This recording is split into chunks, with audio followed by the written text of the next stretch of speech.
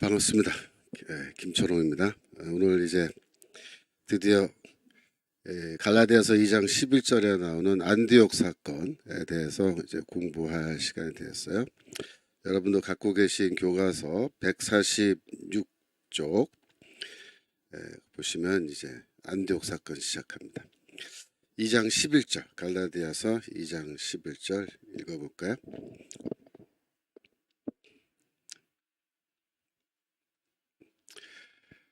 게바가 안디옥에 이르렀을 때 책망할 일이 있기로 내가 저를 면책하였노라. 이제 바울이 기금 방문을 마치고 다시 안디옥 교회로 이제 돌아왔고, 그 후에 이제 1차 선교 여행을 바나바와 함께 떠난 거죠. 그래서 이제 간 사이에, 그러니까는 그 1차 선교 여행 기한 하고 나서 이제 안디옥 사건이 이제 일어난 건데, 문제는 그 자리에 바울이 없었다는 거죠. 나중에 이제 이 일에 대해서 베드로와 맞서서 베드로를 이제 책망하는 그러한 일이 이제 생겨난 겁니다. 베드로는 원래 그 감옥에, 예루살렘에서 이제 감옥에서 기적적인 방식으로 풀려난 다음에 예루살렘을 떠나서 다른 곳으로 갔다. 그러니까 즉 사도행전 12장 17절에 보면은 베드로가 예루살렘을 떠난 사건이 나오죠. 2장 17절, 베드로가 저에게 손짓하여, 12장 17절 맞아요? 12장 17절, 12장 17절. 베드로가 저에게 손짓하여 종용하게 하고 주께서 자기를 이끌어 옥에서 나오게 하던 일을 말하고 또 야고보와 형제들에게 이 말을 전하라 하고 떠나 다른 곳으로 가니라. 그러니까 다른 곳 어디로 갔을까? 안디옥으로 온 것 같아요. 안디옥. 그러니까 예루살렘에서 북쪽으로 쭉 걸어가면은 이제 안디옥이 나온단 말이에요. 그래서 이제 베드로가 거기에서 이제 성도들과 함께 예배도 드리고 설교도 하고 뭐 이렇게 했겠죠. 그랬는데 이제 여기 보면은 책망하였다라고 얘기하는데, 그건 이제 대면했다 그런 뜻입니다. 대면. 영어로 말하면 confront. 얼굴과 얼굴을 마주하고 맞섰다 그런 뜻입니다. 그러니까 여기서 책망했다라는 번역은 좀 약간 지나친 번역일 수 있어요. 내가 그와 한번 맞섰었다. 그 정도 번역이 적절할 것 같습니다. 아이고, 레아TV님, 할렐루야 교수님, 교과서 비행기로 도착했어요. 아니 어디 계시길래 교과서가 비행기로 도착을. 아유, 멀리 계시는 분 같은데 다 감사합니다. 지금 주님의 보혈 TV님, 엥게디 포도원, 야긴 여러분들 벌써 들어오셨는데 반갑습니다. 굿모닝입니다. 그래서 이제 책망할 일이 있어서라는 말은 그게 이제 헬라어를 직접 직역하면은 그가 유죄 판결 받은 상태였기 때문에 그런 뜻입니다. 그러니까 베드로가 이건 반드시 이건 잘못한 거다. 이거는 재판정으로 치면은 확정 판결 날 수밖에 없는, 그래서 변명의 여지가 없는 거예요. 뭐 변호사가 나서도 도저히 변명할 수도 없는 그런 사안. 이거는 유죄가 확실한 사안이다. 그런 의미입니다. 너무나 잘못했다 이거죠. 심각한 잘못을 했다. 그래서 내가 그와 맞섰다 이렇게 말합니다. 레아TV 동경에서 동경 좋습니다. 그 다음 페이지로 넘어가서요. 148페이지. 나머지 여러분들이 한번 읽어보세요.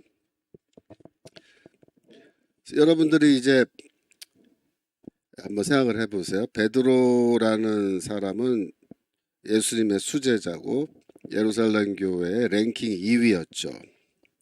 이런 사람이 이제 안디옥에 왔는데, 안디옥은 어떤 교회냐면은 유대인들만 있는 교회가 아니에요. 예루살렘 교회는 유대인들만 있잖아요, 그죠? 근데 이 안디옥 교회는 유대인들만 있는 게 아니라 이방인 성도들이 같이 섞여 있단 말이에요. 그러니까 베드로로서는 새로운 환경에 이제 들어온 겁니다. 그 전에는 유대 기독교인들이죠. 유대인이면서 예수 믿는 그런 사람들과 함께 신앙생활하면서 뭐 성만찬을 먹고 예배를 같이 드리고 이런 거 아무 문제 없는데, 안디옥 교회 오니까 이방인으로서 예수 믿는 사람들이 있다 이거예요. 이 대목에서 여러분 그 생각해 보실 것은 이제 고넬료 사건이죠. 고넬료가 이방인이었는데 베드로가 가서 이제 전도를 하고 세례도 주고, 그죠? 성령을 받으니까 함께 기도할 때 세례도 주고, 그래서 이렇게 다 이방인도 기독교인이 될 수 있다, 복음 믿을 수 있다, 할례 안 받고도 성령을 받았다 이거죠. 무슨 말입니까? 하나님께서 이방인들 세례 안 받아도 괜찮아 라고 대답하신 거예요. 그 문제에 대해서 내가 성령 그냥 준다. 이방인 세례 받아야 성령 주는 게 아니다 이거예요. 성령을 이방인들이 할례를 안 받았는데도 세례만 받아도 그냥 하나님께서 성령 주시더라. 그걸 다 이제 베드로가 경험을 했잖아요. 우리가 그 대목을 한번 좀 다시 좀 상세하게 살펴볼까요? 사도행전 11장으로 가셔서 17절, 사도행전 11장 17절. 이게 뭐냐면은 고넬료한테 벌써 세례 주고 이제 와서 예루살렘 교회에 와서 보고를 하니까 어떤 사람들이 야, 너 그 할례도 안 받은 이방인한테 세례 그렇게 막 주면 어떡해? 라고 이제 따진 거예요.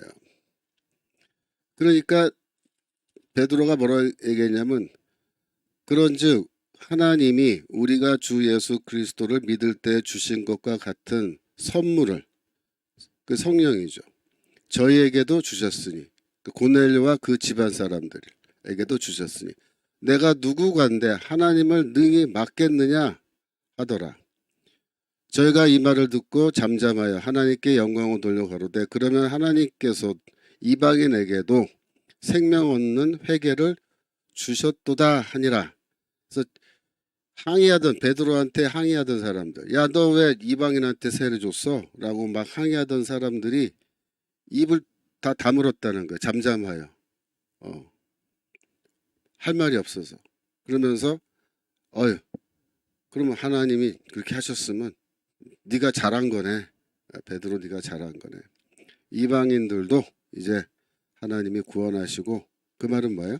할례 안 받고도 성령을 주셨기 때문에 하나님의 백성으로 인정하신 거죠. 그래서 이 베드로가 그런 경험을 이미 다 한 상태입니다. 이미 다 한 상태에서 이제 안디옥으로 왔는데, 자, 2장 12절 읽어보겠습니다. 갈라디아서 2장 12절. 야고보에게서 온 어떤 이들이 이르기 전에 게바가 이방인과 함께 먹다가 그들이 오매 그가 할례자들을 두려워하여 떠나 물러가매라고 했습니다. 이방인과 함께 먹다가라는 말은 이제 그냥 식탁 교제다 이렇게 생각을 하는데, 여기서 이때 식탁 교제라는 것은 성만찬으로 봐야 될 것 같아요. 왜냐하면은 이게 지금 교회 안에서 발생한 사건이거든요, 거의. 그래서 뭐 베드로가 어느 이방인 집에 식사 초대받아가서 그렇게 했다라기보다는 가정교회로 다 모이는 거예요. 그 시대는 집에서 모여서 예배드리면서 식사를 하는 겁니다. 우리는 이제 성만찬을 교회 예배 시간에 먹을 때, 성만찬을 받을 때 실제 식사로 먹지는 않잖아요. 요만한 밀가루 떡이랑 요만한 포도주 그거 마시고 먹는 걸로 그렇게 하는 건데 초대교회 바울교회 당시에는 그렇지 않았어요. 실제 식사를 하는 겁니다. 주의 만찬이 성만찬이. 그래서 성만찬이 예배 중간에 있어요. 그러니까 예배를 드리는 중간에 식사를 같이 하는 겁니다. 오늘날에는 그렇게 하지 않죠. 지금 이렇게 수많은 사람들이 밥을 먹으면서 예배를 드린다는 게 쉽지 않잖아요. 그러니까 초대교회도 처음에 한 20명, 30명, 40명 그 정도 선에서 가정교회로 모였을 때는 식사를 하면서 예배를 드리는 그런 게 가능해요. 근데 거기서 7, 80명대로 늘어나면 어떻게 될까요? 어렵습니다. 굉장히 복잡해져요. 그래서 교회는 어떤 결정을 내리냐면은 예배 중에 이렇게 식사를 하면서 너무 부산하고 막 이게 분위기가 흐트러지니까 간단하게, 그죠? 간단 약식으로 성만찬을 하고 실제 식사는 예배 끝나고 하자. 그렇게 이제 문화가 바뀌는 거예요. 그래서 식사를 마치고 하는 그러니까 예배를 마치고 먹는 그 식사를 뭐라고 불렀냐면 애찬이라고 불렀습니다. 유다서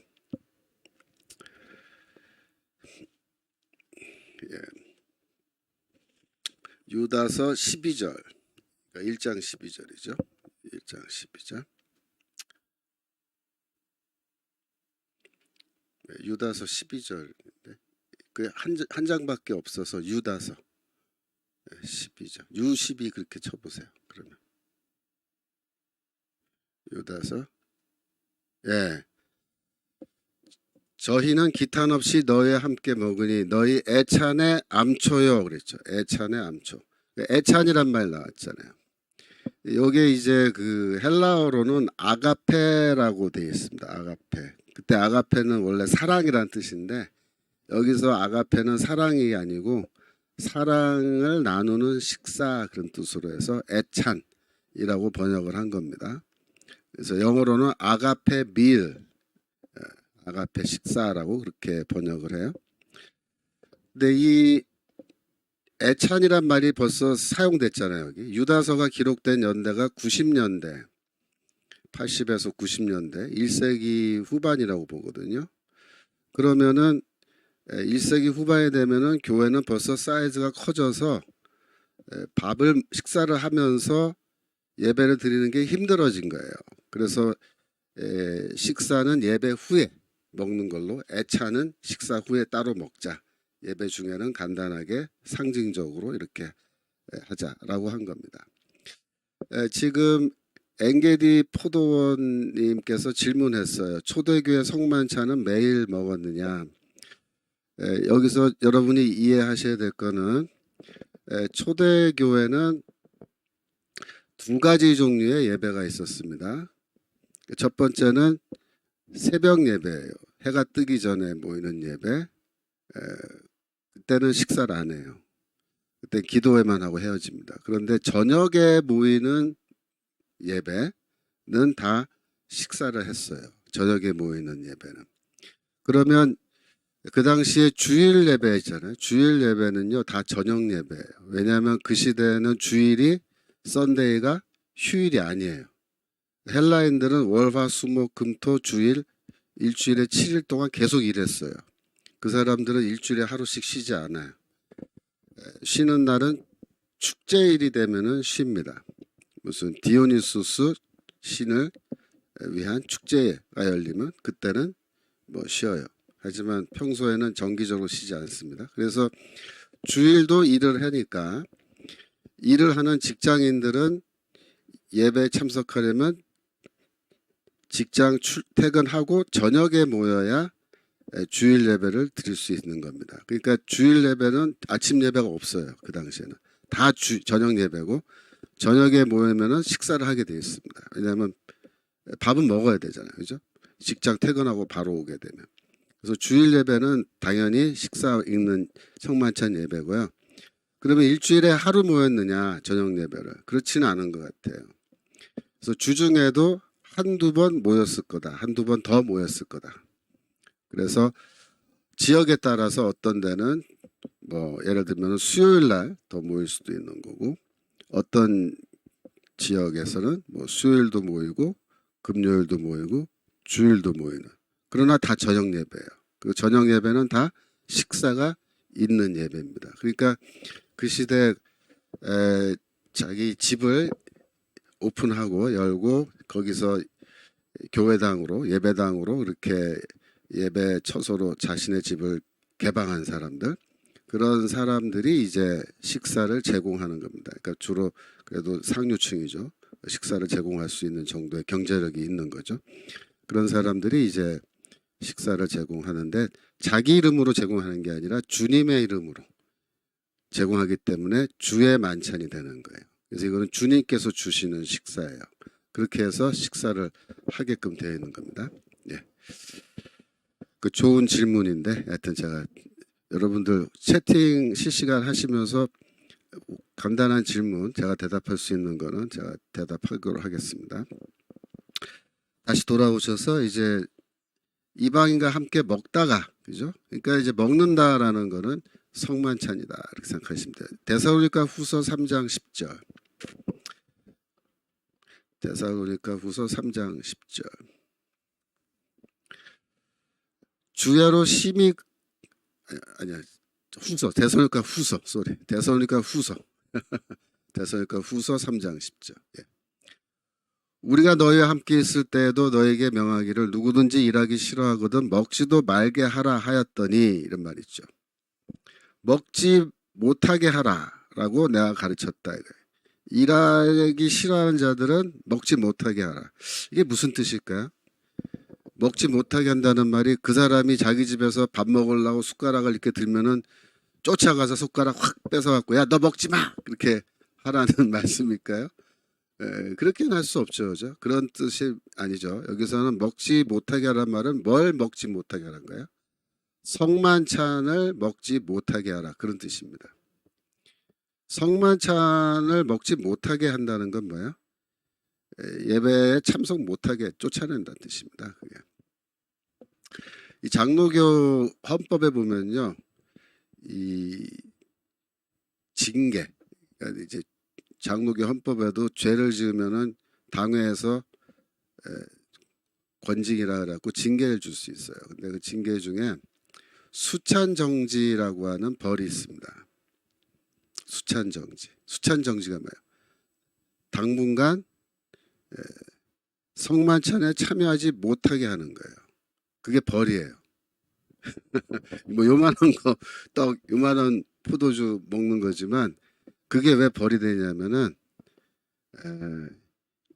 이 성만찬을 먹는 거는 미래에 하나님의 나라에서 하나님이 벌이시는 종말의 잔치, 그 자리에 우리가 참석한다라는 그런 또 의미가 있는데, 여기서 수찬 정제가 되면 거기 참석 못한다 그런 뜻입니다.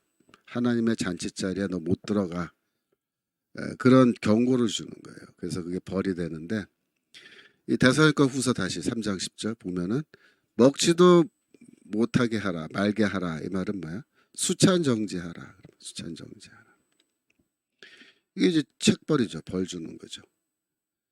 그래서 여기서부터 그 성만찬 못하게 하는 벌이 여기 나오는데, 다시 돌아오셔서 그 다음에 이제 야고보에게서 온 어떤 이들이라고 했는데, 야고보에게서 왔다라는 말은 이제 야고보가 예루살렘 교회 지도자잖아요. 그러니까 예루살렘 교회에서 온 어떤 자들, 그렇게 해석을 하는 겁니다.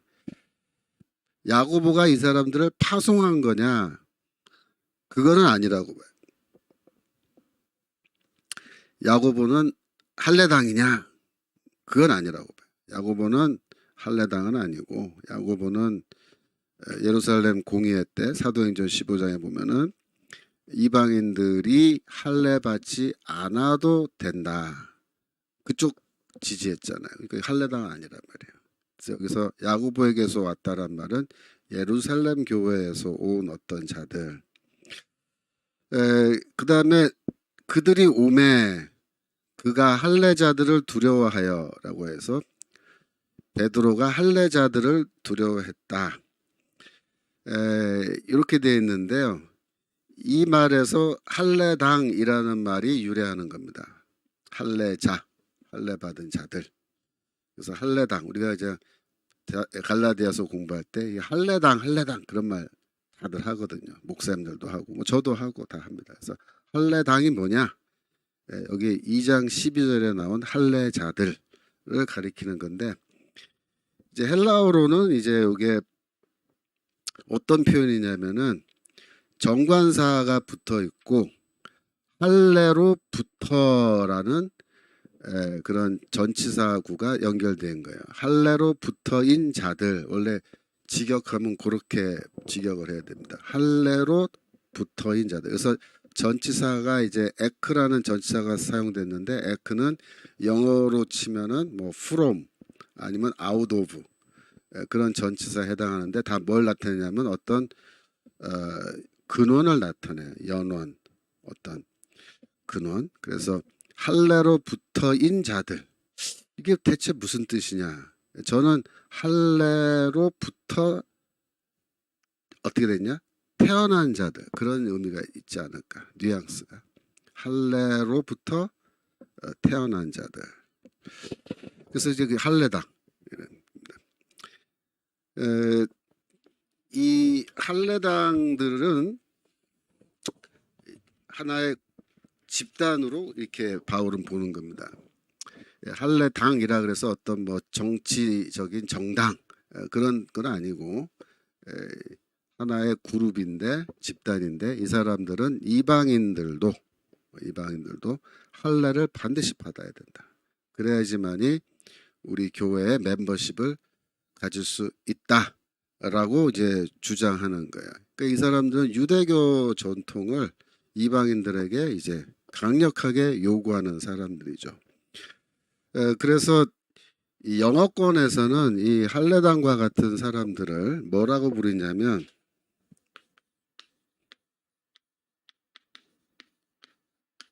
복수를 해서 주다이저스라고 불러요. 근데 이 말을 한국말로 번역하기가 참 애매한데요. 뭐 유대주의자들 뭐 이렇게 번역을 할 수도 있고, 이 할례당이라는 그룹하고 같은 뜻이에요. 그래서 이 사람들은 유대교 전통을 뭐 자기들이 지키는 건 물론이지만 이방인 성도들에게도, 이 사람들이 교회 안에 있는 사람들입니다. 교회 밖에 있는 사람이 아니고 이방인 성도들도 유대교 전통을 따르고 지켜야 된다. 그런 의미에서 너희들도 할례를 받아야 된다라고 그렇게 이제 주장을 한 거예요. 근데 이 사람들이 이제 도착을 하니까 식사를 하고 있다가 베드로가 식탁에서 떠나 물러갔다는 말은 무슨 뜻이냐면 스스로 이렇게 분리해서 뒤로 빠져났다. 네. 그러니까 이 사람들하고 밥 먹다가, 즉 이방인 성도들과 성만찬을 먹다가 왜 베드로가 그 자리에서 떠나갔느냐, 식탁에서 물러났느냐, 그 이유가 뭐냐 이거예요. 이유가 뭐냐. 사도행전 10장 28절 보겠습니다. 사도행전 10장 28절. 여기 보시면 이르되 유대인으로서 이방인을 교제하는 것과 가까이 하는 것이 위법일 줄은 너희도 알거니와 하나님께서 내게 지시하사 아무도 속되거나 깨끗지 않다 하지 말라 하시기로. 이게 고넬료 사건 때 베드로가 한 말이거든요. 베드로가 뭐라 했냐면 유대인으로서 이방인과 이렇게 교제하는 것, 즉 식사를 같이 한다든가 그 집에 방문을 한다든가 이렇게 하는 것은 위법이다, 즉 율법을 어기는 것이다라고 그렇게 베드로가 얘기해요. 그러니까 그 시대 문화 속에서, 유대교 문화 속에서 유대인으로서 이방인과 함께 식사를 하는 것은 율법을 어기는 것이다 라는 것을 베드로가 이미 알고 있는 거죠. 몰라서 실수로 같이 먹은 게 아니에요. 알면서 먹은 거예요. 그러면 베드로는 이런 걸 다 알고 있으면서도 왜 이방인 성도들과 주의 만찬을 먹었을까요? 복음이, 그죠? 복음이라는 것이 그것을 허용한다는 거죠. 복음은 이방인들도 믿음만으로, 그죠? 믿음만으로 구원받고 믿음만으로 아브라함의 자손이 되고 믿음만으로도 교회 멤버십을 가질 수 있다라고 하는 게 복음이라고요. 그 복음에 대해서 이미 바울과 베드로는 적어도 2차례 정도 합의를 한 적이 있어요. 그렇죠? 즉 다메섹 사건 마치고 다메섹 사건 이후 아라비아 선교 마치고 3년 후에 예루살렘 방문했을 때 베드로 집에서 보름 동안 함께 지냈잖아요. 그때 서로 복음에 대해서 토론했겠죠. 그때 합의했겠죠.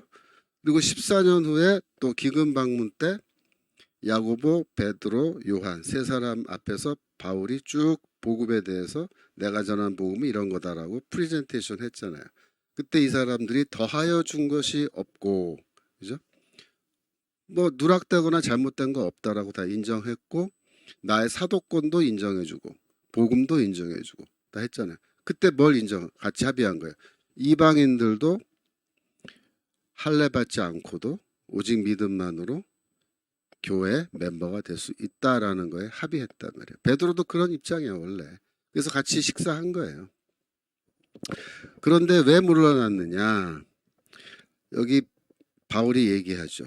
그가 할례자들을 두려워해서 그렇게 했다. 네. 할례자들을 두려워해서. 할례자들을 두려워하여 떠나 물러가매 이렇게 돼 있잖아요. 그러니까 겁을 먹은 거예요. 겁을 먹은 거예요. 근데 왜 베드로가 이 사람들을 겁내죠? 한번 생각해 보세요. 베드로가 예루살렘 교회 랭킹으로 따지면 2등이에요. 야고보 다음 베드로, 그 다음에 요한이잖아요.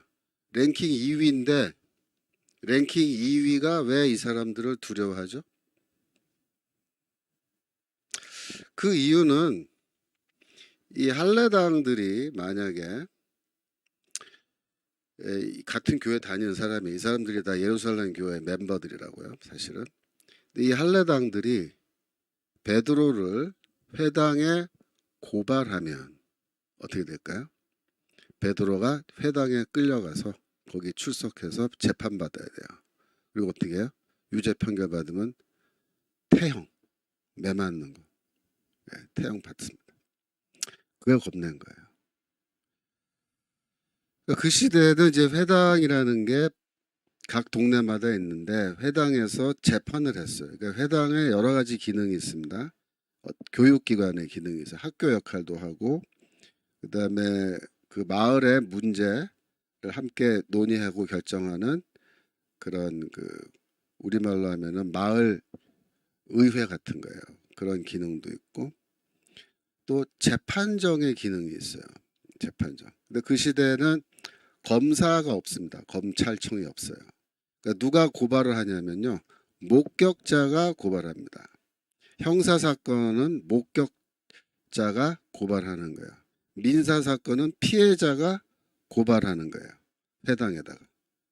그러면 회당에서 너 일로 와라고 불러놓고 사실관계 조사하고 그 고발이 사실이면 재판이 시작되는 겁니다. 그러니까 베드로가 왜 겁먹었어요? 회당에 끌려가서 거기서 재판받고 매 맞은 거를 겁낸 거예요. 그러니까 그 안디옥에도 유대교 회당들이 많이 있었거든요. 그 시대. 그러니까 바로 고발 들어갈 수 있다고요. 바로 처벌받고 겁낸 거예요. 그러니까 베드로의 그 행동을 보면요.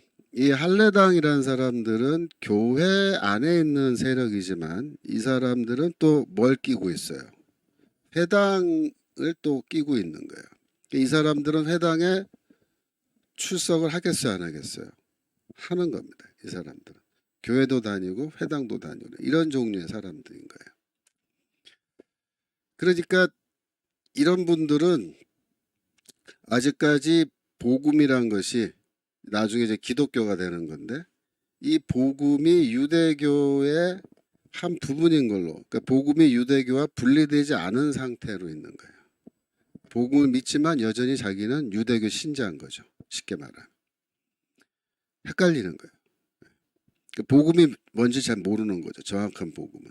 정확한 복음은 유대인들도, 아니 이방인들도 할례 받지 않고 예수의 제자가 될 수 있다라는 건데, 그거를 인정 안 하는 거예요. 그러니까 진짜 복음을 인정 안 하는 거예요. 예, 할례당 파워라고 엔게디 포도는 맞습니다. 할례당 파워가 있어요. 그 파워는 회당에서 오는 건데, 재미있는 거는 이 사람들도 사실은 여차하면 회당에서 두들겨 맞아요. 자, 갈라디아서 6장 12절. 갈라디아서 6장 12절. 무릇 육체의 모양을 내려 하는 자들이 억지로 너희로 할례 받게 함은, 즉 할례당들이 너희로 억지로 할례 받게 한다 이런 말이에요. 육체 모양 낸다. 그러니까 육체 할례를 말하는 거죠. 저희가 그리스도의 십자가를 인하여 핍박을 면하려 한 뿐이라 이렇게 얘기합니다. 그들이 왜 이방인 교회를 찾아다니면서 야 이방인들 너희 할례 받아야 돼, 할례 받아야 돼, 왜 이렇게 할례당의 복음을 전하고 다니느냐? 자기들이 핍박을 받지 않으려고 그렇게 한다 이렇게. 자, 무슨 말이에요? 이 할례당이라는 사람들이 회당에 가면요, 거기 가서는 꼼짝 못하는 거예요. 믿지 않는 유대인들이 이렇게 말하는 거야. 야야야, 너희들 일로 와봐. 너 예수 믿는 것들 일로 와봐. 그런 거예요.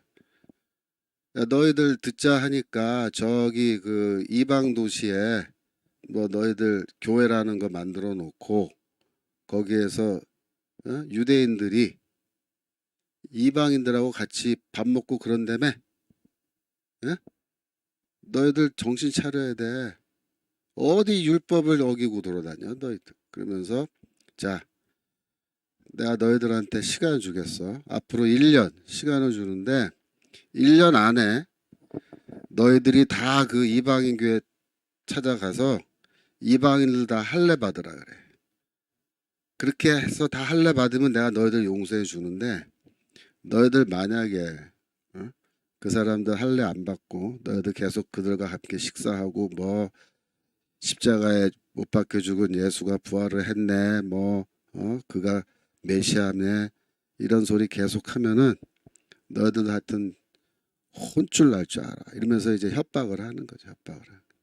그래서 이 사람들이 핍박을 면하기 위해서 바울이 세워놓은 개척해놓은 교회 막 다니면서 이방인 성도들한테 할례 받아야 돼요.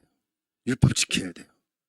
그래야지 구원받아요. 이러면서 막 그냥 교회를 시끄럽게 하고 복음을 복음의 엉터리 유대교 전승을 막 섞는 그런 짓들을 하고 있다는 거죠. 그러니까 바울이 지금 이 할례당들의 그 이면 동기, 왜 그들이 그렇게 열심히 할례 받으라고 난리치는지 그거를 여기서 설명을 해주는 거죠. 그러니까 베드로도 똑같은 거예요. 겁나는 거예요. 회당에서 매 맞는 거. 이 할례당도 똑같아. 이것들도 회당에서 매 맞는 게 겁이 나가지고 안 맞으려고 이렇게 하는데, 여러분 매 맞는 걸로 치면요, 세상에 바울만큼 그 당시에 매 맞으면서 그 사역을 하는 사람이 있습니까? 자, 고린도 후서 11장 23절. 고린도후서 11장 23절. 저희가 그리스도의 일꾼이냐 정신없는 말을 하거니와 나도 더욱 그러하도다. 내가 수고를 넘치도록 하고 옥에 갇히기도 더 많이 하고. 그러니까 누구하고 비교하냐면 지금 거짓 사도라는 사람들과 자신을 비교하면서, 야 걔네들 뭐 수고를 뭐 많이 했다고 따져볼까? 그 사람들 감옥 간 적 있어? 나는 감옥 많이 갔어. 매도 수없이 맞고, 그죠? 여러 번 죽을 뻔했어. 24절. 유대인들에게 40에 하나 감한 매를 5번 맞았으며. 여러분, 이 40에서 하나 감한 매를 바울이 여기서 5번 맞았다 이렇게 얘기하죠. 유대인들이 원래 이 벌을 줄 때 태장이라 그래. 태장. 태장이 뭐예요? 때리는 거예요. 때리는 거. 그러니까 벌 중에 뭐 사형도 있고 또 뭐 벌금형, 벌금형도 있고 또 감옥에 가두는 거, 그죠? 감옥에 가두는 그런 벌도 있죠. 여러 가지 종류의 다양한 벌이 있단 말이에요. 그런데 이 벌을 줄 땐 주더라도 그러니까 태형을 때릴 땐 때리더라도 유대교 율법에서는 예를 들어서 뭐 100대 때린다. 그 태형으로 100대 때리면 사람이 어떻게 돼요? 뭐 몸이 너덜너덜해지는 거예요. 몸이 너덜너덜해지는 거죠. 그죠? 그러니까 그렇게 많이 때릴 수는 없잖아요. 그죠? 태형이라는 것은. 그러니까 때릴 땐 때리더라도 어떤 한계가 있어야 되는데 그 한계가 뭐냐면요. 40대예요. 40대. 40대까지만 때리게끔 돼 있어요. 율법에. 근데 이제 그 40대를 때릴 때 왜 하나를 빼고 때리느냐 이제 그게 이제 문제인데 그 빼는 이유는 때릴 때에 옆에서 한 사람은 때리고 한 사람은 그 때리는 거를 이렇게 그 세게 돼 있어요. 그래서 한 대요, 뭐 두 대요 이런 식으로 세는데 사람이 그 일을 하기 때문에 세다가 실수를 할 수 있잖아요. 실수. 그래서 원래 20대 때렸는데 이 사람이 실수로 19대요 이렇게 해버린 거예요. 그러면 어떻게 돼요?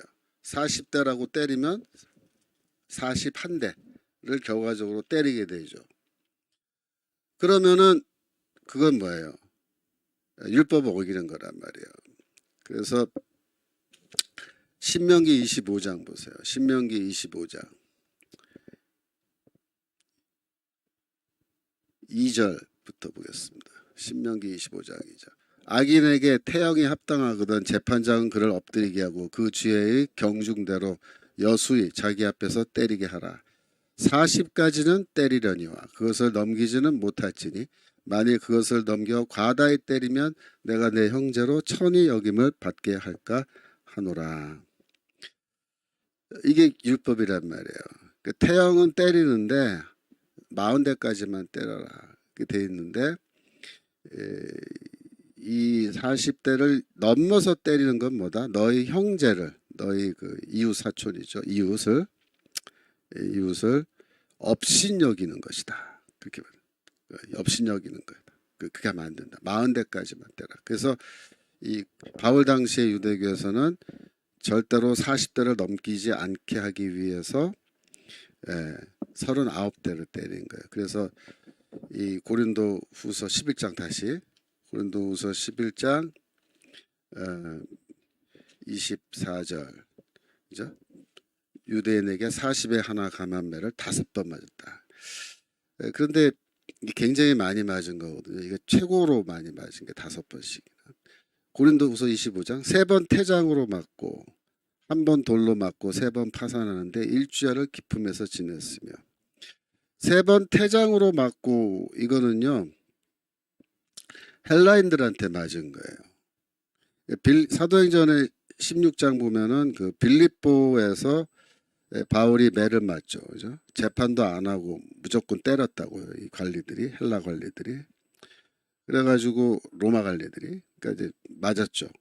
근데 이제 맞을 때 헬라인들한테 맞을 때는 몽둥이로 맞아요. 어떤 몽둥이냐면은 이 박달나무 같이 단단한 나무 있죠. 단단한 나무로 돼 있는 그런 긴 장대입니다. 그걸로 때리는 거예요. 그게 헬라인들이 때리는 태형입니다. 유대인들에게 회당에서 맞을 때는 채찍으로 맞게 돼 있어요. 채찍으로 40에서 하나 감한매를 맞는 거예요. 그러니까 바울이 뭐 10대, 20대, 30대 맞은 거는 뭐 셀 수도 없겠죠. 그죠? 그러니까 제일 많이 맞은 것만 5번인 거예요. 그러니까 바울이 사역을 하면서 맞은 걸 다 합치면요. 40 곱하기 5, 뭐 200대 훨씬 넘어가는 거죠. 예. 그래서 바울은 맞으면서 이렇게 복음을 전했어요. 그러니까 바울은 맞는 걸 두려워하지 않는 거예요. 맞을 때 맞더라도 내가 복음을 어떻게 왜곡할 수는 없다. 복음 왜곡할 수 없다. 근데 베드로는 맞는 게 겁이 나서 그 식사 자리에서 물러남으로 그는 복음을 왜곡한 거죠. 왜곡한 거예요. 왜 왜곡한 거예요? 행동으로 말한 거라고요. 행동으로 말한 거예요. 뭐라고 말한 거예요? 이 이방인들은 내 형제가 아니다 라고 선언한 거예요. 이 이방인들은 절대로 아브라함의 자손이 될 수 없다. 왜?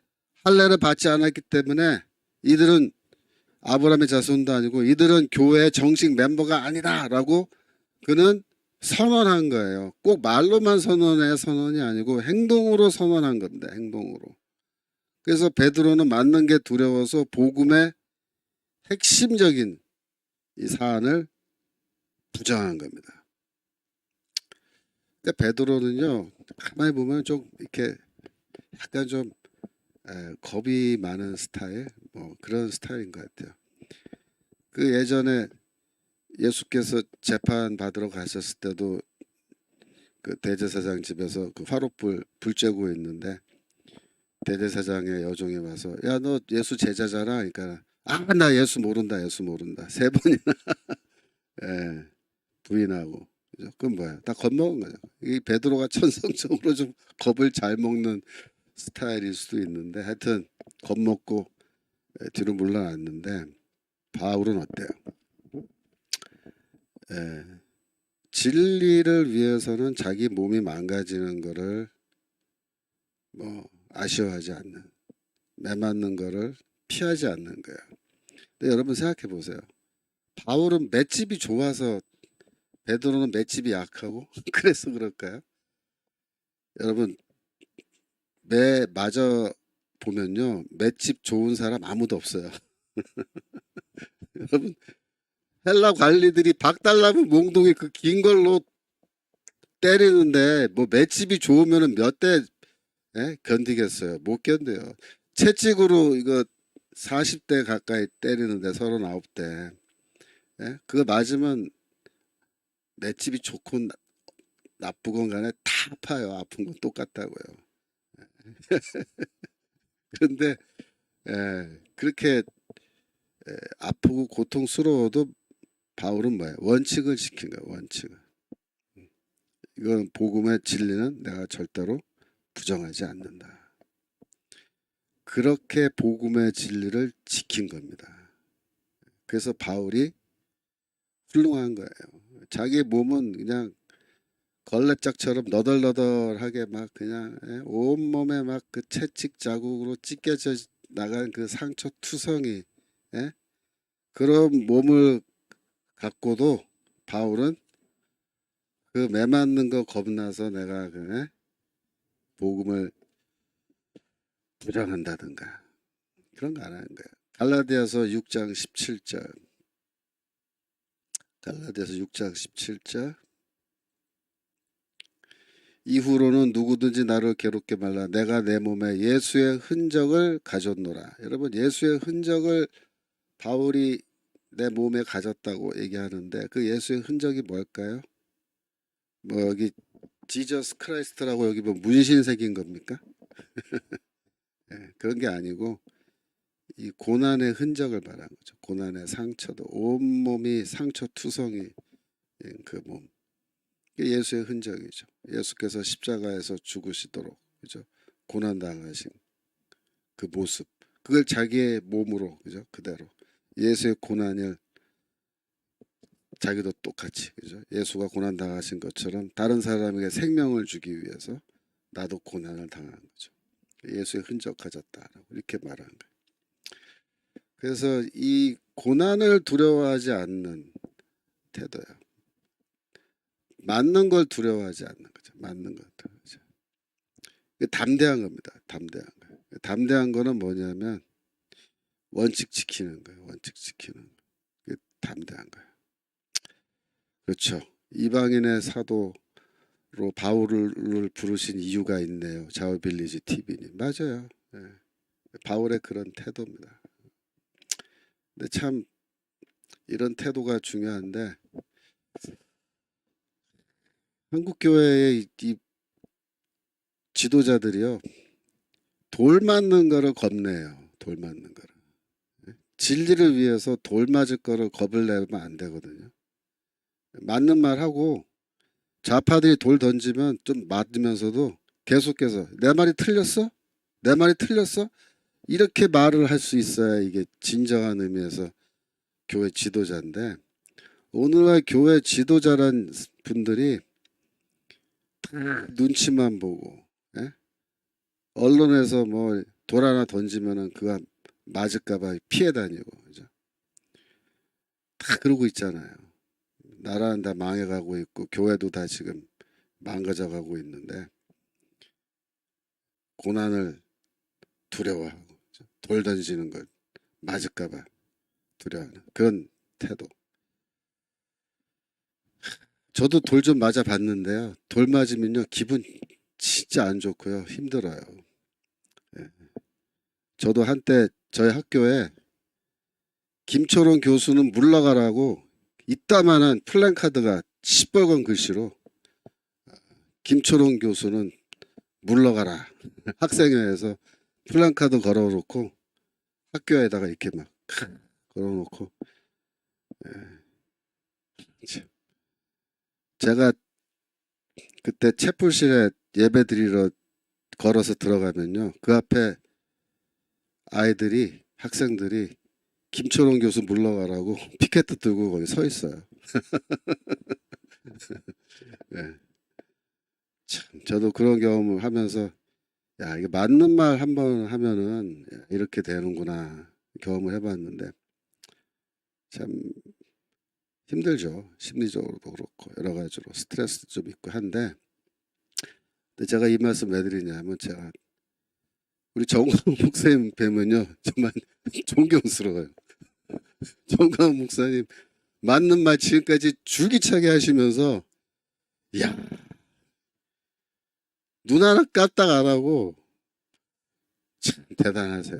예. 그러니까 이거는 맞다 틀리다 이번에 광주 사태에 대해서 말씀하신 것도 딱 말씀하시고 물러서지 않고 뭐 그냥 돌 날라오는 거 그냥 다 맞고 그러면서도 눈 하나 까딱 안 하고 계속해서 내가 뭐 틀렸냐 말해봐라 뭐가 틀렸는지 이러면서 버티시잖아요. 예, 저는 그런 태도가 바로 이 바울의 정신이라고 생각합니다. 40에서 하나 감염에 5번씩이나 맞고 막 지금 별의별 감옥 다녀오시고 뭐 진짜 그 살아가시는 거 보면은 정말 저는 존경합니다. 나는 그렇게 하나도 못할 것 같은데 대단하세요 진짜. 근데 이게 뭐냐면 진리에 대한 확신이고 그게 있으면은 흔들리지 않는 거죠. 흔들리지 않는 거. 네. 지금 베드로 흔들린 거예요. 이 베드로도 예수님의 수제자인데 수제자가 참. 자 2장 13절 갈라디아서 2장 13절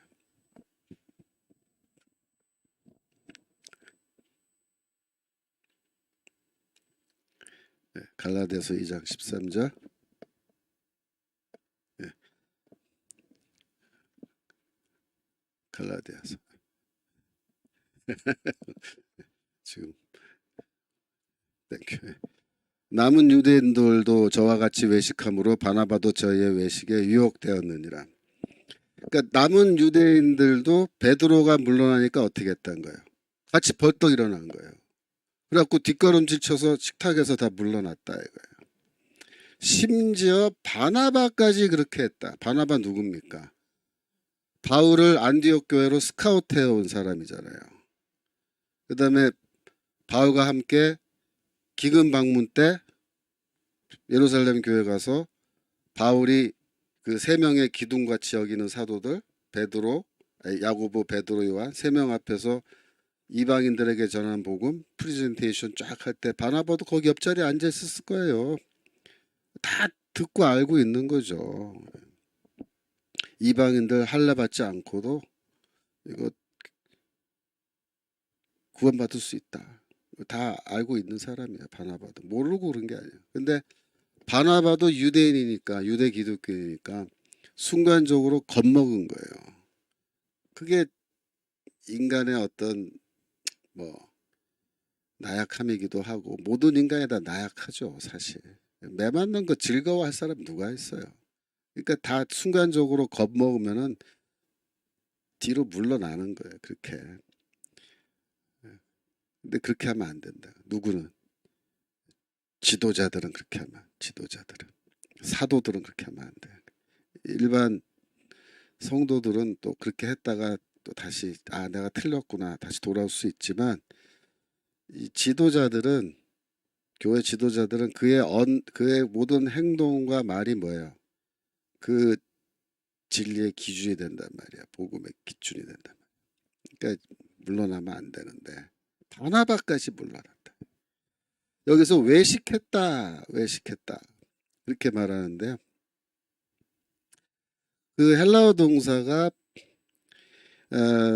히포크리노마이라는 동사인데, 거기에 이제 접두어 수인이라는 게 붙어서 함께 외식했다 이렇게 됐지만, 수인을 떼어버리면요 히포크리노마이가 이제 외식하다라는 뜻의 동사인데, 영어에 히파크러시라는 단어가 있어요. 영어에 요 단어가 이제 헬라어 히포크리노마이에서 유래한 단어인데, 요 단어는 무슨 뜻을 갖고 있냐면은,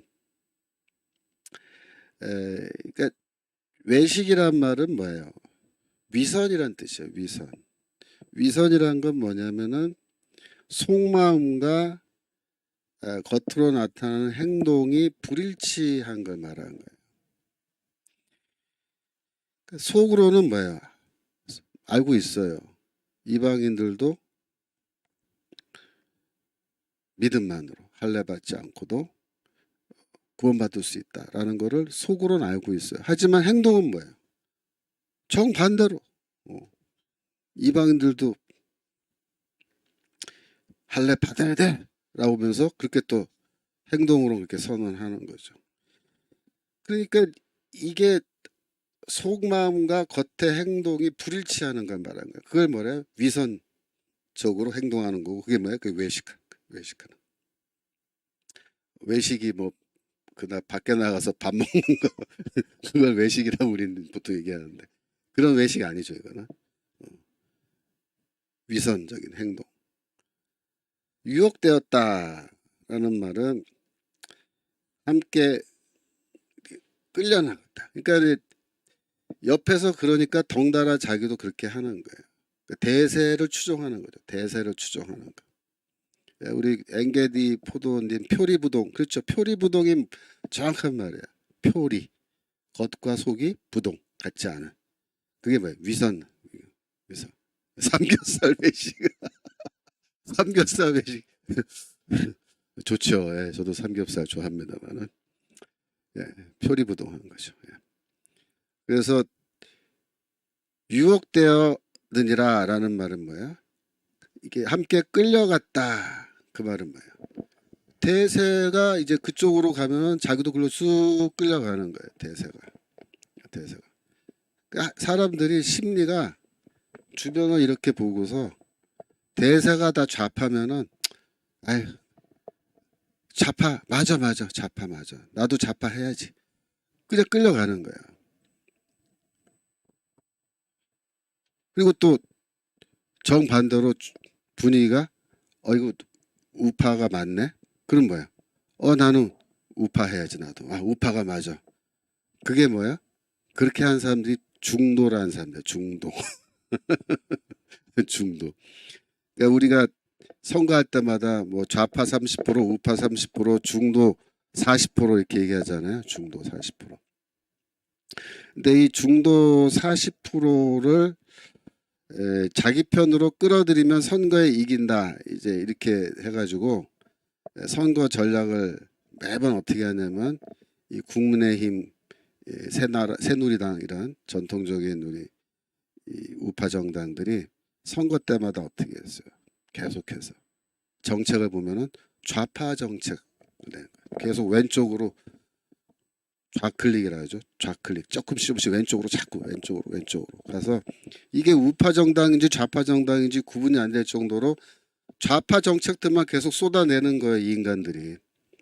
그러면서 말은 뭐래? 중도를 흡수하기 위해서 우리가 이렇게 해야 된다라고 변명을 하는데, 그렇게 해서 중도가 흡수됐습니까 지금까지? 절대로 그렇게 되지 않아요. 그렇게 하면 할수록 사람들은 뭐야? 아, 대세는 좌파네. 그럼 나 좌파 정당 찍어야지. 그리고 민주당 찍는다고. 그래서 이 중도 세력을 확 끌어당기려면요, 어떻게 되냐면 우파 정당이 강력하게 좌파 정당을 때려잡아야 돼요. 정책 토론 이런 거 하면서 쟤네들이 하라는 대로 하면 나라 망한다, 그거를 계속 얘기하면서 우리 정책이 옳다고 하면서 우파 측 정책을 강력하게 주장해야 돼요. 그래야 중도가 이렇게 눈치 보고 어느 쪽 말이 맞는 거야, 어느 쪽 말이 맞는 거야, 그러다가 얘네들 말이 맞는 것 같네, 지금 사람들이 이쪽으로 많이 몰리는데, 그럼 나는 이번 선거 때 국민의힘 찍어야지, 이렇게 하는 거예요. 그게 이제 이 소위 말하는 민중들의 심리라고요. 민초들의 심리. 그러니까 바나바도 어떻게 보면은 거의 끌려간 거예요. 대세. 대세가 어느 쪽이야? 아, 물러나네? 다 물러나네? 베드로도 물러나네? 나도 물러나야지. 정치하는 사람들이 이런 걸 잘 알아야 되죠. 그죠? 그리고 역으로 이걸 이용해야 되는 거예요. 그래서 지금 국민의힘이 왼쪽으로 가면 이번에 진짜 안 찍습니다. 이제 우리조차도 안 찍어요. 저는 지지난번부터 국민의힘 이렇게 보다가 마음에 안 들면요, 저는 선거 안 한 적도 있어요. 심지어 지지난번 선거죠. 그 새누리당 완전히 박살났을 때, 김무성 대표가 도장 들고 도망갔을 때, 제가 남양주에 사는데 남양주 그 새누리당 후보가 나왔는데 진짜 엉터리 같은 사람이 나온 거예요. 그때 내가 그 딱 보고, 이 인간들은 정신이 나갔다, 이거 표 주면 안 된다, 나를 집토끼라고? 집토끼는 뭐 무조건 너희들 찍는다? 웃기는 소리 하지 마. 난 안 찍어. 난 안 찍어서 저희 식구들한테 다 찍지 말라 해서, 선거하지 말라고. 이따위로 하면 얘네들 절대 찍어주면 안 된다. 그렇게 해야 돼요. 사실 그렇게 해야 돼. 집토끼라고 이것들이 우파 정책 안 하고 계속 좌파 정책이나 하고 말이야. 그러면 집토끼들이 안 찍는다는 거를 보여줘야 됩니다. 그래 정신들 차린다. 여하튼 갑자기 또 갈라디아서 하다가 정치 얘기가 나왔는데 거기까지만 하고 다시 돌아오겠습니다. 2장 14절.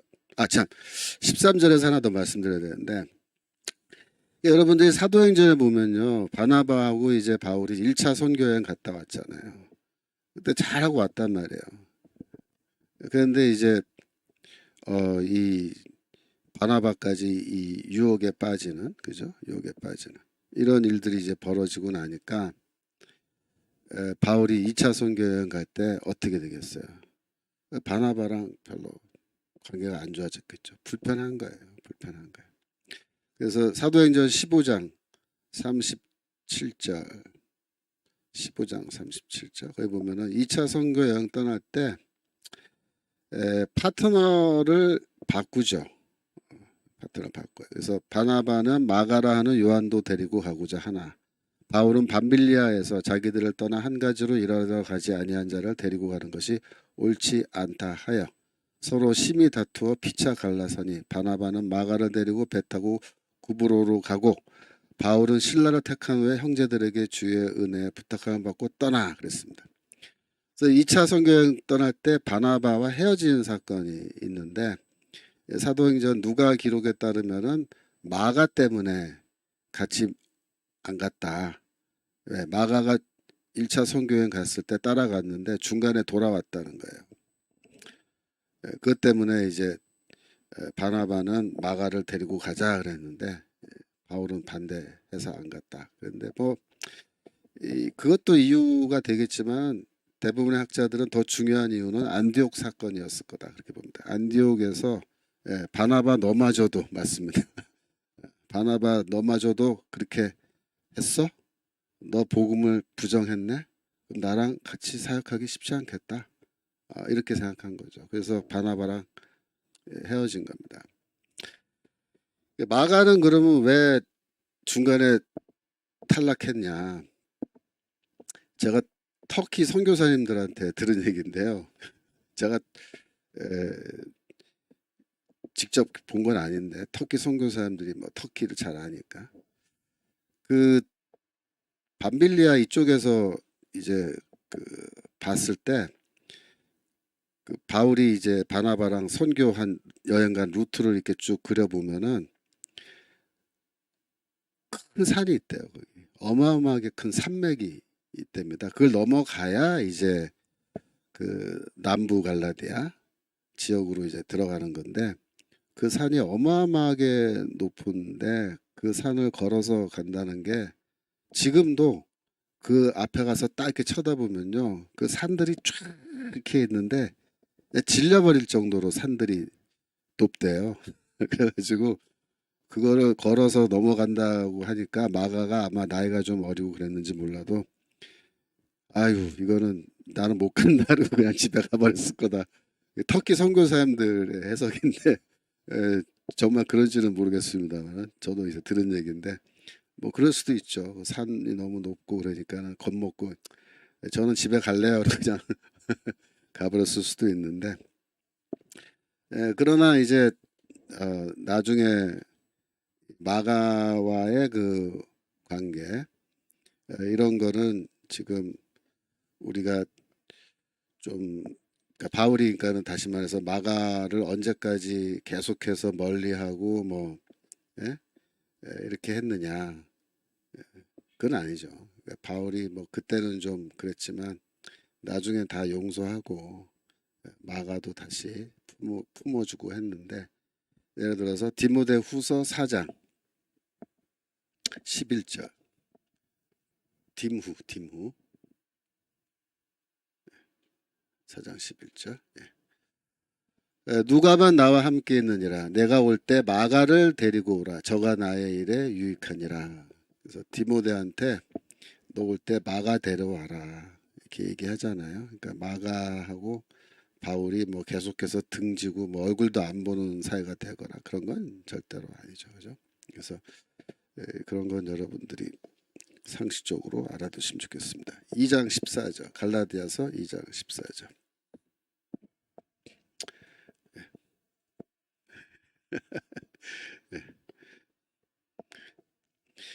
그러므로 나는 그들이 복음의 진리를 따라 바로 행하지 아니함을 보고 모든 자 앞에서 개바하게 이르되 내가 유대인으로서 이방을 쫓고 유대인답게 살지 아니하면서 어찌하여 억지로 이방인을 유대인답게 살게 하려느냐 하였노라. 그래서 그 당시에 이제 베드로한테 한 말을 그대로 여기에 이제 옮겨 적고 있습니다. 그래서 나는 베드로가 또 바나바와 함께하는 여러 유대 기독교인들이 복음의 진리를 따라 바르게 행하지 아니함을 봤다. 보고 이제 봤다.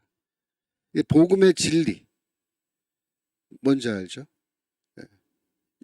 이방인들 할례 받지 않고도 믿음만으로 구원받는다라는 건데 그 진리를 다 알면서도 바르게 행한다, 바르게 행하지 않는다. 그때 바르게 행하다라고 이제 번역된 그 단어가요. 올소포데오인데요. 올소스라는 말은 똑바르다, 직선.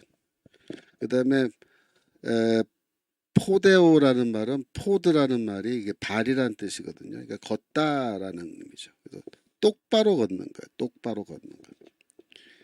그러니까 일직선으로 똑바로 걷는 거예요. 바르게 행하다는 게 뭐예요? 똑바로 곧게 하는 거예요. 곧게. 진리를 따라서 복음의 진리를 따라서 똑바로 걸어가는 거죠. 그렇게 걸어가야 된다.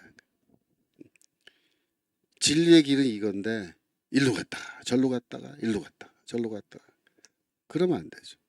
똑바로 걸어. 근데 베드로는 어떻게 했나?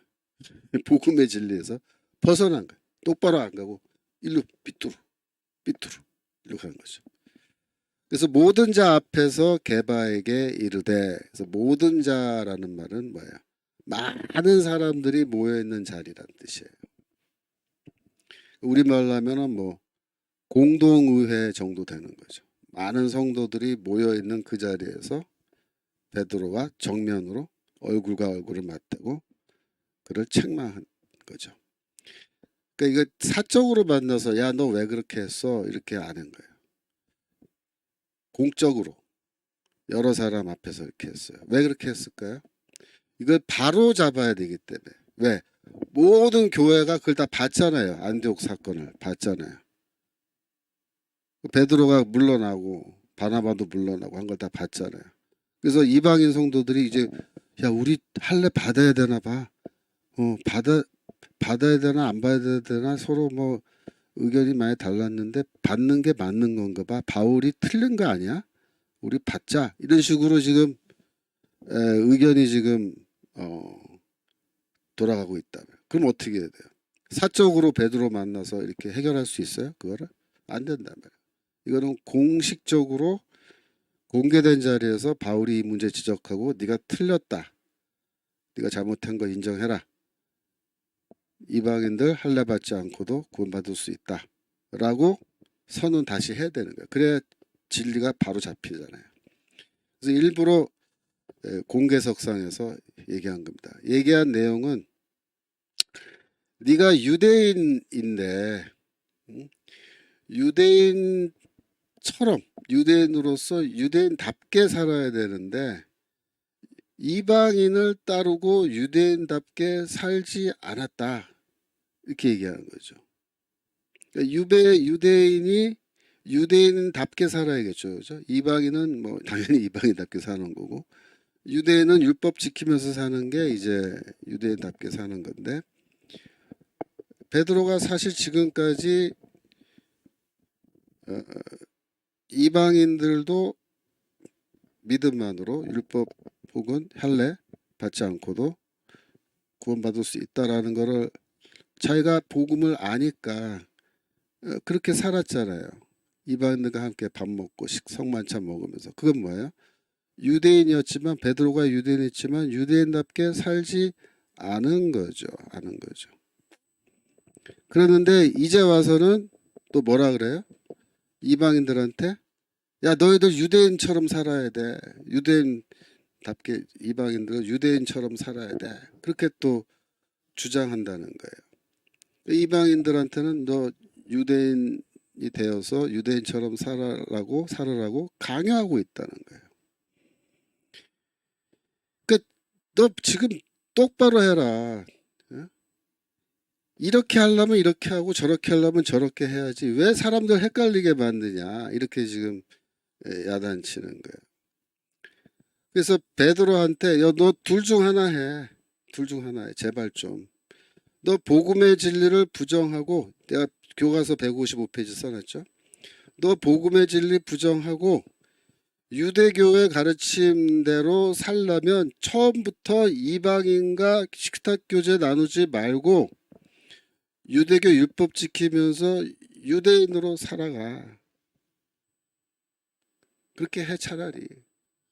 그렇게 하든지 아니면 복음의 진리 안에서 살고 싶으면 너 이방인 성도들에게 할례 받고 율법 지키고 유대인으로 살아갈 거 요구하지 마. 둘 중 하나에 제발 좀 둘 중 하나에. 복음의 진리가 이건지 저건지 너 확실하게 지금 똑바로 말해. 그 얘기입니다. 이방인들 할례 받아야 되는 거야? 정말로? 아니면 안 받아도 되는 거야?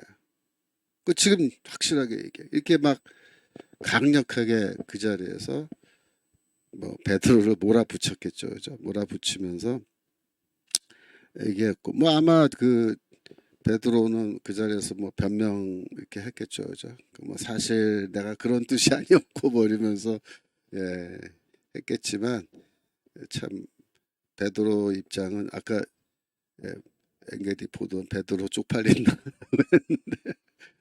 좀 부끄러웠을 것 같아요. 그런데 여하튼 바울은 뭐 할 말은 확실하게 한 거죠. 라일락 향기님, 자유통일당이 진짜 우파당 일당이 되어야 하는데 국짐은 완전 더불어공산당 이중대입니다. 지금 현재 우파당 없습니다. 국민들의 자유통일당을 힘을 합쳐 일당이 되어야 자유민주주의 지키고 복음통일 될 것입니다. 국힘 찍지 말아야 합니다. 어쩔 수 없는 찍는지 그만하고 자유통일당으로 뭉쳐야 합니다. 근데 이걸 참 지혜롭게 하셔야 돼요, 여러분들이. 그러니까 이제 내년도 국회의원 선거 때가 이제 아직 시간이 많이 남았지만 그때 이제 물론 정광훈 목사님께서 전략을 다 이제 그때 가서 또 어떻게 하라고 지침을 주시겠지만 하여튼 지금 우리 추측은 그래요. 국민의힘하고 어느 정도 이제 합의가 돼가지고 지금 공천 문제라든가 이런 게 좀 정리가 잘 되면 그러면 우리가 국회의원 뽑는 그 1번, 2번, 3번 그거에서는 국민의힘당 찍어주는 게 필요하겠죠. 하지만 이제 정당 투표, 내가 원하는 정당, 내가 지지하는 정당 투표에서는 이제 자유통일당을 찍으시면은 이제 그 숫자에 따라서 어느 정도가 되면은 이제 비례대표처럼 국회의원 의석이 배분되거든요. 그러면 이제 국회 진출이 되는 거죠. 자유통일당도.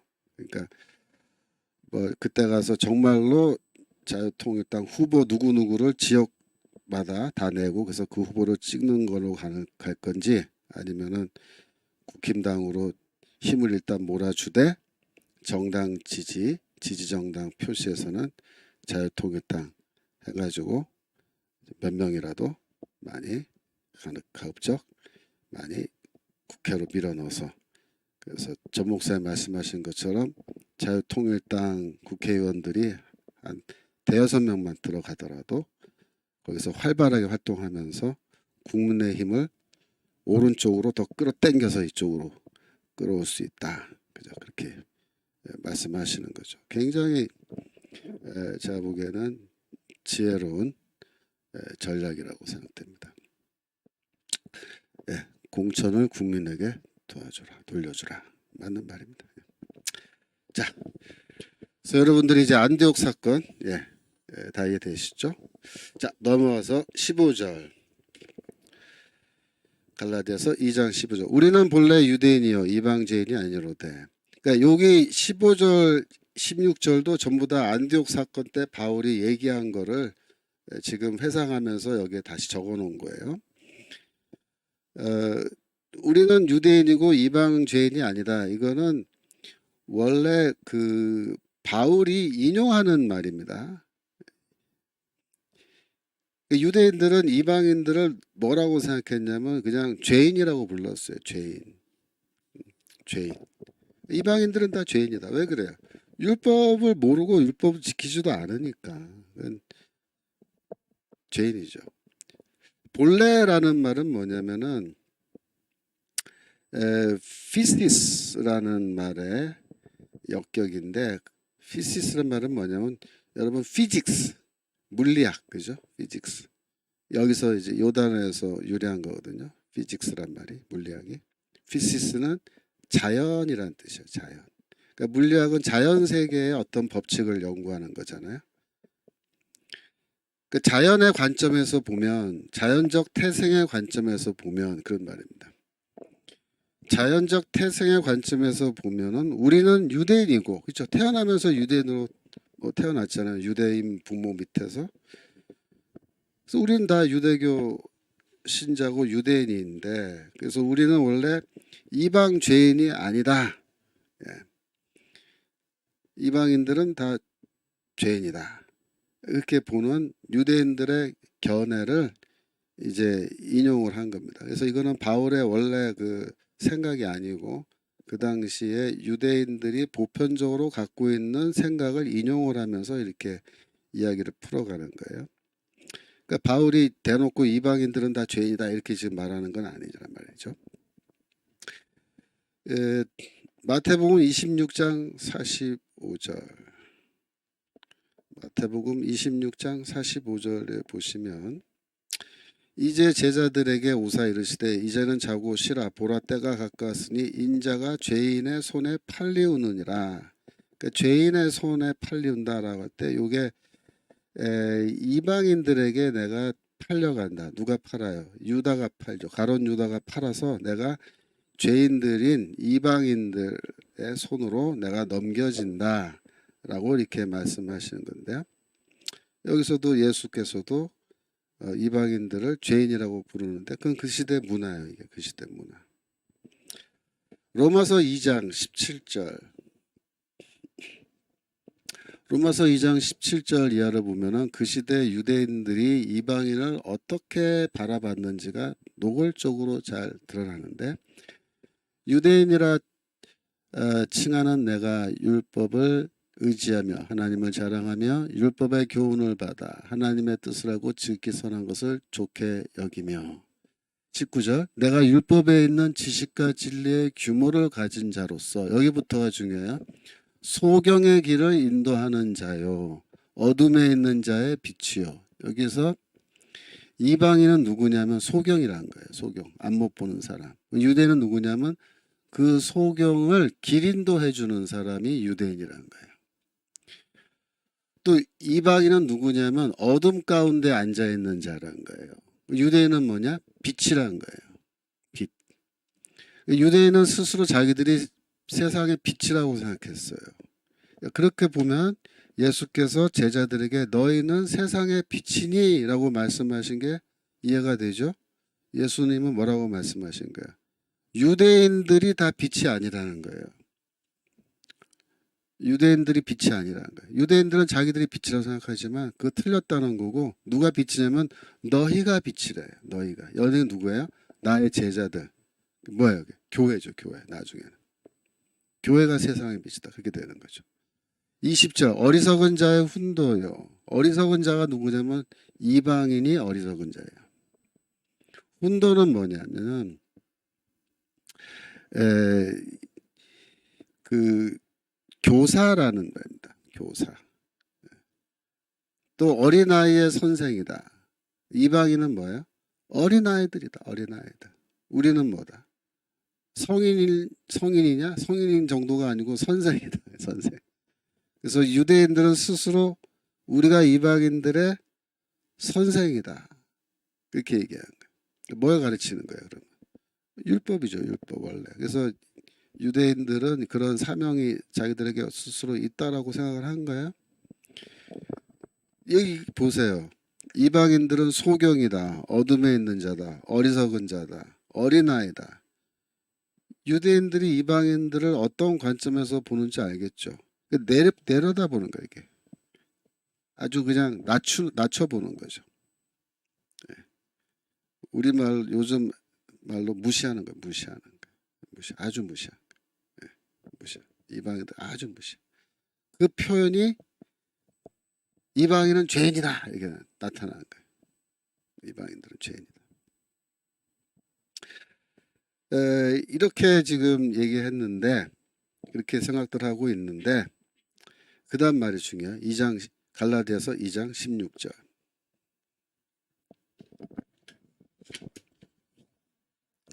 사람이 의롭게 되는 것은 율법의 행위에서 난 것이 아니요 오직 예수 그리스도를 믿음으로 말미암는 줄 아는 고로 우리도 그리스도 예수를 믿나니 이는 우리가 율법의 행위에서가 아니고 그리스도를 믿음으로써 의롭다함을 얻으려 함이라. 율법의 행위로는 의롭다함을 얻을 육체가 없느니라. 자, 이 2장 16절이 좀 길죠. 길지만 이게 제일 중요한 구절이에요. 여러분 갈라디아서의 모든 내용을 딱 한 절로 요약해서 말한다면 바로 2장 16절입니다.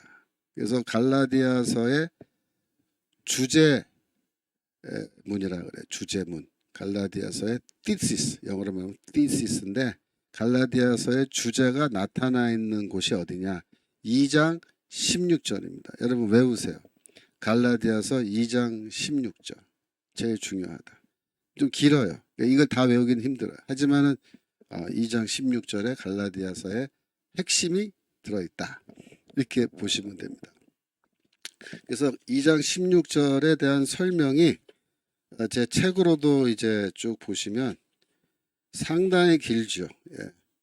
한 뭐 8페이지 정도 제가 썼는데 오늘 이거를 다 8페이지를 설명하기는 어렵겠죠. 그래서 여기서 이제 차근차근하게 하나씩 제가 오늘 이 시간 또 설명 드릴 텐데 지금 한 10분 정도 남았지만 할 수 있는 만큼 한번 해보겠습니다.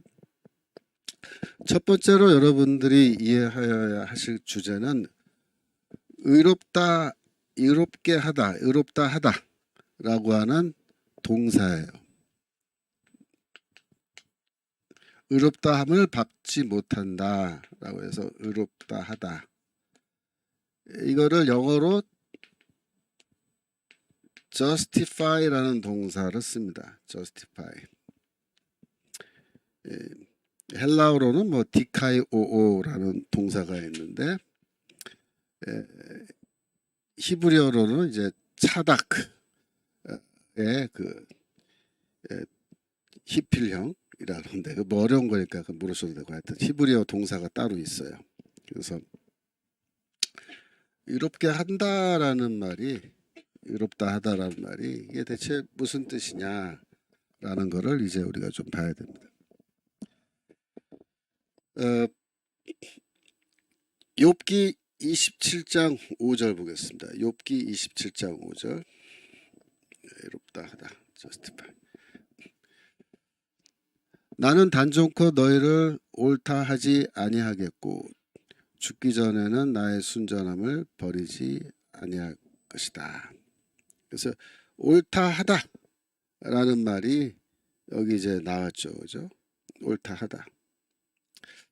그러니까 요 단어가 법정 용어라는 거예요. 법정. 주로 법정에서 사용하는 용어인데 일상생활에서도 물론 이 단어를 쓰는 거죠. 그래서 의롭다라고 하는 건 뭐냐면 법정에서 판사가 선언할 때 너는 의롭다라고 선언하시는 거예요. 선언하는 거예요. 판사가. 그 말은 뭐냐면 판사는 유죄냐 무죄냐를 판결하는 거잖아요. 그래서 의롭다고 선언하면 뭐예요? 무죄로 판결하는 거예요. 무죄 판결. 죄가 없다라고 선언하는 거다. 혹은 죄 없는 사람이다. 너는 죄가 없는 사람이라고 이렇게 판결하는 말인 거예요. 이게. 신명기 25장 1절.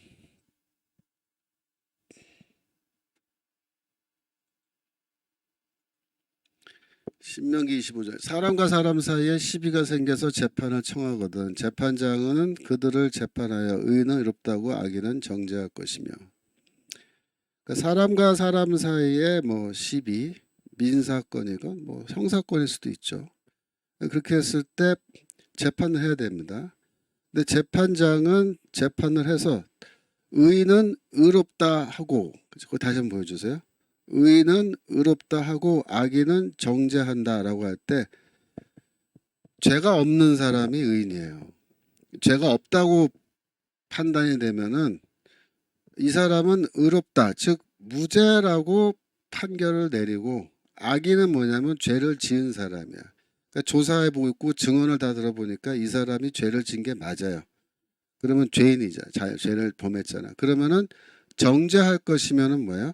유죄 판결 내리라는 겁니다.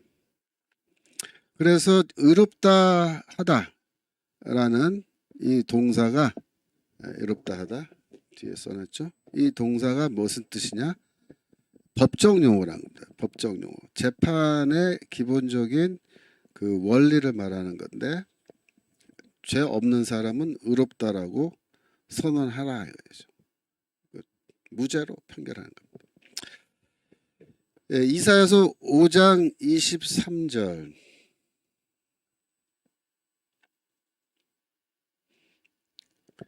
그들은 뇌물로 인하여 악인을 의롭다 하고, 그죠? 재판장들이 뇌물 받고 판결을 내릴 때 거꾸로 판결하는 거예요. 죄를 지은 사람은 무죄 판결 내리는 거예요. 이 사람 의롭습니다. 그러니까 의롭다 하다는 말이 이게 구약 성경 유대교 전통에서는 뭐예요? 재판 용어고 무죄 판결 내리는 거예요. 여러분 그걸 이해하셔야 돼요. 우리 한국말에서는 저기 서초동에 있는 법원에서 이 사람 의롭습니다라고 재판장들 이렇게 판결 안 하잖아요. 유죄 무죄로만 판결하잖아요. 우리 문화적으로 그런 표현을 안 쓰는 건데 유대교 전통에서는 의롭다고 하다라는 게 뭐예요? 재판 용어고 법정 용어고 무죄 판결에 의미하는 거죠. 그 다음에 출애굽기 23장 7절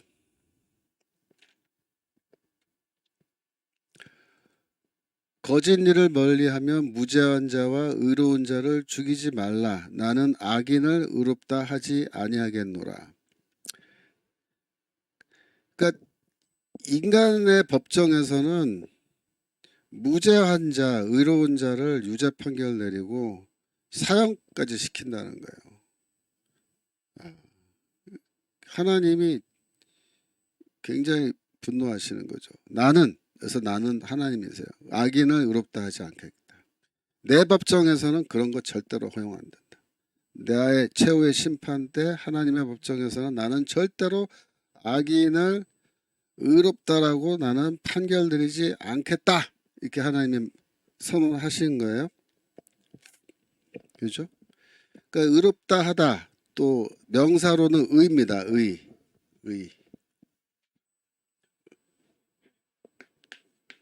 그 다음에 형용사는 뭐예요? 의로운. 그 명사로는 이제 우리가 righteousness라는 말을 써요.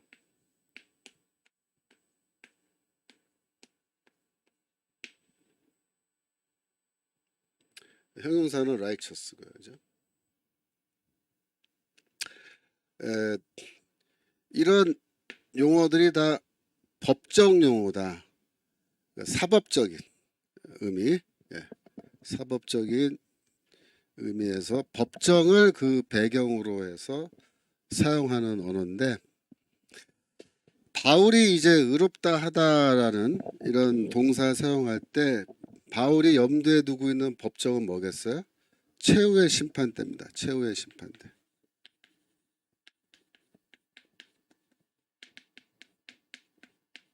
최후의 심판대에서 하나님이 재판장이 되시고 우리가 다 한 번씩은 이 재판을 받는 거예요. 심판을 받는 거예요. 근데 그 최후의 심판대에서 하나님이 우리한테 의롭다라는 판결을 내려주신다는 거예요. 왜? 우리의 믿음을 보시고. 출애굽기 23장 7절 다시 한번 잠깐 보겠습니다. 거기 보시면은 하나님 뭐라 해서 나는 악인을 의롭다라고 하지 않겠다고 선언하셨잖아요. 이렇게 말씀하셨잖아요. 그런데 우리가 죄인이잖아요. 우리가 악인이잖아요. 악인인데 예수를 믿으면 어떻게 된다는 거예요? 원래 악인은 하나님이 의롭다고 판결하지 않으시지만 예수를 믿으면 우리에게 믿음이 있으면 최후 심판대에서 우리가 악인임에도 불구하고 하나님께서 우리를 예외적으로 특별히 의인으로 선언해 주시겠다는 거예요. 그게 뭐예요? 그게 구원이에요. 그게 구원. 네. 지금 제가 강의하고 있는데 지금 채팅창에서는 부정선거 막아야 된다. 부정선거 막아야 돼요. 맞아. 부정선거. 근데 하여튼 김철웅 교수를 대한민국 총리로 추천한다고요. 누구세요? 만내사님. 아유 말씀은 감사합니다만 저는 절대로 총리 이런 건 감당할 그릇이 안 되고요. 저는 바울 신학자로서 계속해서 성경 가르치는 걸로 제 임무를 마쳐야 됩니다. 제가 소명이 저기 성경 연구하고 바울 가르치는 거기 때문에 저는 정치에 관심은 많지만 정치의 뜻은 없어요. 저는 대한민국이 좀 제대로 정치가 바로 서기를 정말 저는 원하고, 그런 점에서 하도 답답하니까 드리는 말씀이지, 뭐 제가 정치를 무슨 꿈이 있고 그런 건 전혀 없습니다. 저는 예, 저는 그냥 성경 연구하는 게 제 본업이에요. 본업. 하여튼 감사합니다. 자, 오늘 갈라디아서 2장 16절 중요한 구절인데 첫 번째 중요한 기초를 놨어요. 뭡니까? 의롭게 하다, 의로운, 이런 용어들이 다 법정 용어라는 겁니다. 법정 용어. 여러분 그거는 확실하게 아셔야 돼요. 자, 나머지 부분은 다음 주에 또 2장 16절 더 자세하게 제가 설명드리겠습니다. 네, 기도하고 마칠까요? 하나님 아버지, 오늘도 갈라디아 말씀을 통해서 저희 자신을 돌아보게 하시고 저희 한국 교회와 또 정치 염려하면서 또 저희가 바르게 나아갈 길이 무엇인지를 살펴보게 하시니 감사합니다. 간절히 소원하기는 정말 내년도 국회의원 선거 때 좋은 결과가 있어서 우리나라의 민주주의가 회복되고 나라가 굳건하게 다시 세워질 수 있는 기회로 삼아 주시기를 간절히 기도합니다. 하나님 도와주시옵소서. 우리 정광훈 목사님 또 함께하는 여러 참모진들 하나님께서 지혜를 주시고 앞으로 이 나라를 바로 세우는 데 큰 역할 감당할 수 있도록 하나님께서 항상 강한 주님의 두 팔로 굳게 붙들어 주시옵소서. 감사드리며 예수 그리스도 이름으로 기도합니다. 아멘. 네, 그럼 다음 주에 또 만나겠습니다. 안녕히 계세요.